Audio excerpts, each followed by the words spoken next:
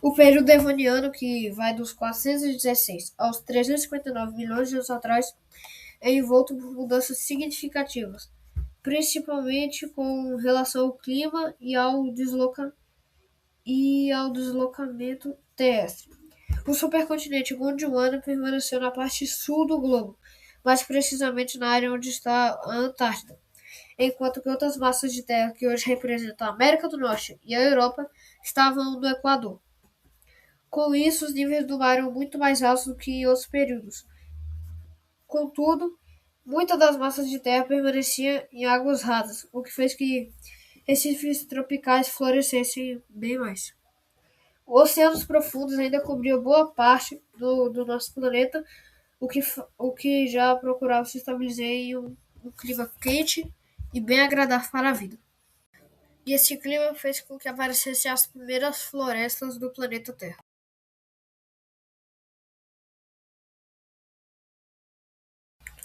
No período devoniano, foi a época em que as plantas terrestres deram um grande passo na evolução. Folhas e raízes estavam evoluindo independentemente em numerosos e diferentes grupos, diferente das plantas do siluriano, que eram por tubos. Pela primeira vez em milhares de anos, as plantas apresentavam uma evolução secundária. Seus em comprimento estavam expandindo em diâmetro, em vez de comprimento. Também isso permitia que as plantas tivessem um desenvolvimento muito maior do que antes, o que resultou em árvores de proporção gigantesca, além de espécies com folhagens bem complexas. Os ancestrais das coníferas, por exemplo, apareceram durante o Devoniano, enquanto que, somado a outras espécies, deram origem ao que mais tarde se transformou em imensas florestas do período Devoniano e do Carbonífero, formando assim as primeiras florestas do mundo. E eram as primeiras e eram também muito gigantes, né? Eram enormes e ficavam em todo canto.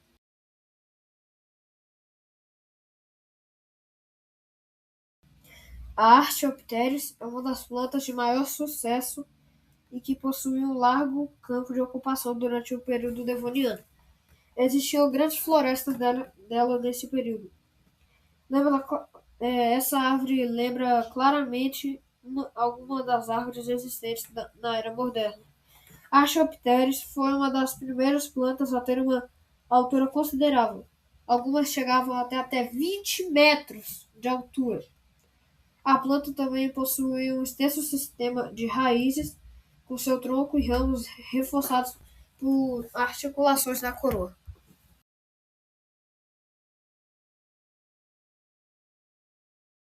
No período devoniano, foi um dos mais importantes dentro dos animais terrestres. Os primeiros foram animais tetrápodes, ou seja, animais de quatro membros. É, eles se espalharam no final do Devoniano e se espalharam por todos os cantos do planeta. O termo tetrápode, que significa quadrúpede, é utilizado para se referir a todos os vertebrados, menos os peixes. A classificação é usada de forma tão abrangente que pode cobrir desde aves, que só têm duas patas, desde cobras, que não têm uma. Os artrópodes cresceram apenas em número pequeno, enquanto as aranhas e seus parentes, que são aracnídeos, se tornaram muito mais diversos naqueles tempos. Diversos tipos de insetos, tanto sem asa quanto com asa, se, se espalhavam pelo habitat terrestre de forma tão abundante quanto os tetrápodes. Aliás, existiram vários grupos de animais que viveram na Terra nesse período, como artrópodes, que dominavam a Terra, incluindo insetos, que tiveram muito e se diversificaram por todo o lugar. O Rhyniognata, um dos insetos mais antigos já conhecidos, também tiveram aracnídeos, como escorpiões terrestres, centopeias de grande porte, como um escorpião marinho gigante. Também existiram milípedes, como a Artopleura, tetrápodes, como Ichthyosauria e a Cantosauria. Meu Deus, é muito difícil falar esses nomes. Também tiveram muitos outros animais. na Terra que se espalharam por conta de muitas coisas que influenciaram o clima, como muito oxigênio, florestas que ajudaram, entre outros.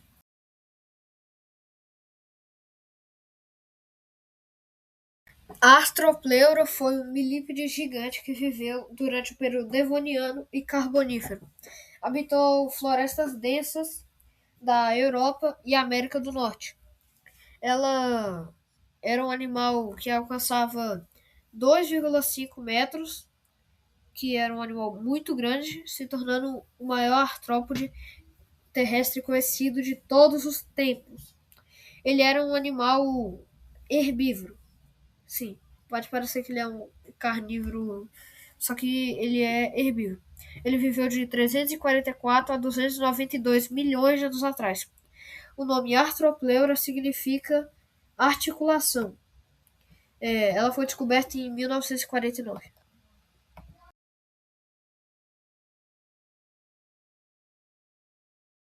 O Ictiosega é um dos animais mais curiosos do período devoniano. Com aproximadamente 1,50 m de comprimento, é um animal que possuía a rotina de predador nas terras do oeste da Groenlândia, há mais de 375 milhões de anos atrás. Seu nome lhe é dado em 1932 por Save Soderbergh, sei lá como fala isso, e significa literalmente peixe talhado. O espécime mostra características transitórias que podem ser observadas, por exemplo, em seu crânio, que se assemelha a de um peixe. Quanto às suas patas, aparentemente foram desenvolvidas para um animal que pudesse nadar e se impulsionar através de plantas aquáticas, em especial aquelas que permaneciam em águas mais rasas.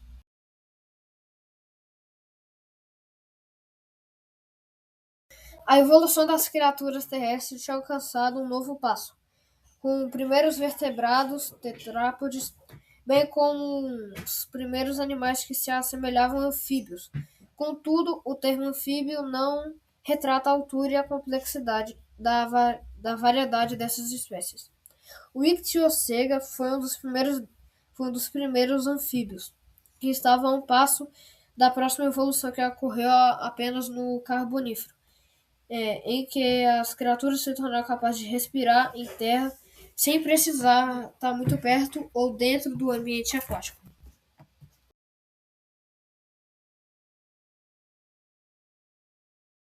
O período devoniano foi um dos períodos com a maior abundância de animais marinhos da história do planeta. Peixes sem mandíbula possuem um corpo pesadamente revestido, enquanto que outros peixes não.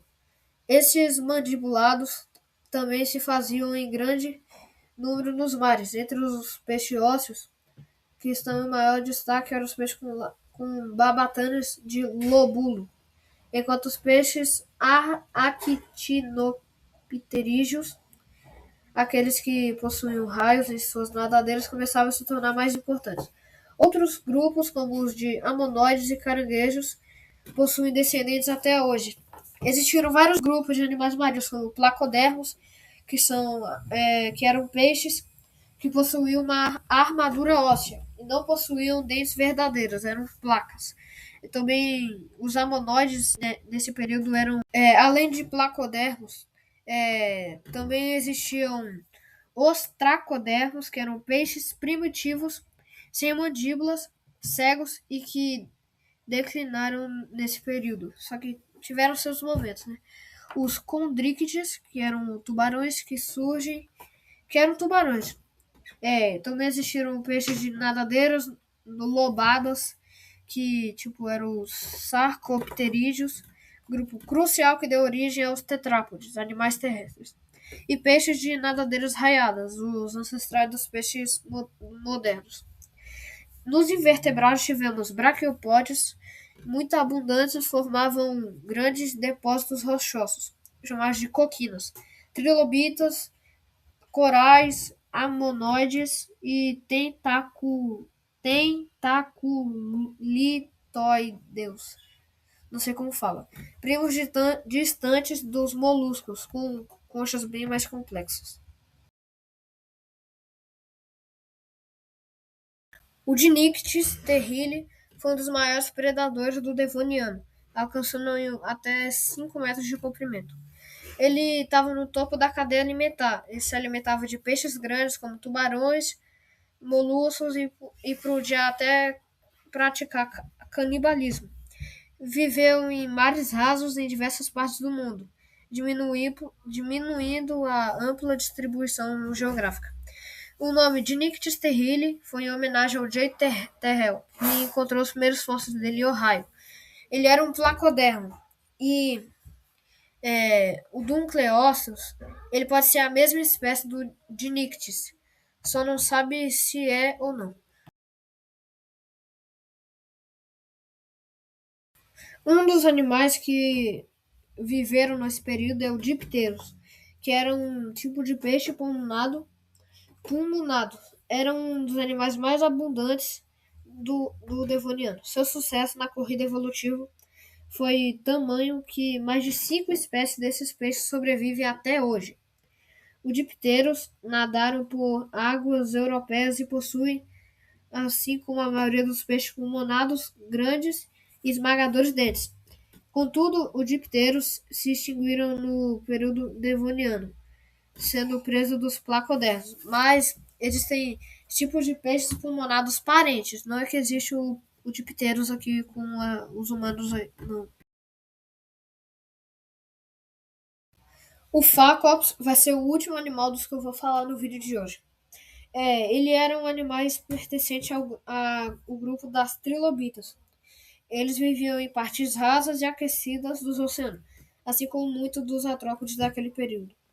Seu corpo era segmentado e suportava até dois pares de membros para sua proteção.